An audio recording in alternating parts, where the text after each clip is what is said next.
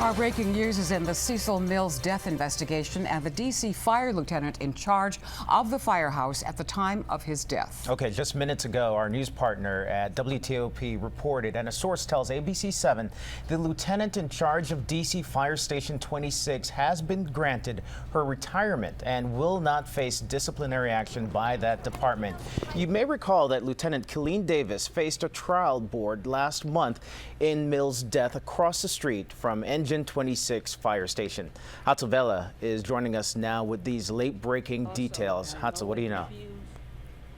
Kenneth, what's interesting about this whole thing is that earlier when we saw and talked to Chief Ellerby, he told us and assured us that what he was trying to do is that he was trying to rush the trial date so that we would know what kind of sanctions came against Lieutenant Davis before she could technically retire. Now we know that's not the case, that she is officially retired according to our media partners, WTOP. So the big question here is what happens to her despite of the sanctions that may come from this trial date. At this point, we don't know. But we surely do know that this family, the Cecil Mills family, is not very happy about this whole process.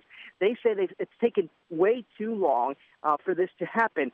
And I quote here from a statement that they released earlier, the public, they say, should be shocked that it's public servants who have a duty to protect them are not held accountable when they neglect their duties.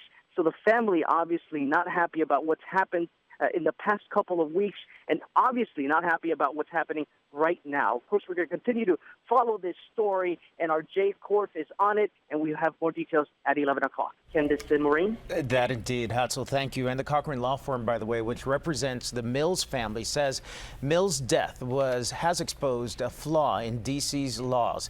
It's advocating for new laws requiring emergency responders to help anyone suffering a medical emergency near them, whether they have been dispatched to help or not.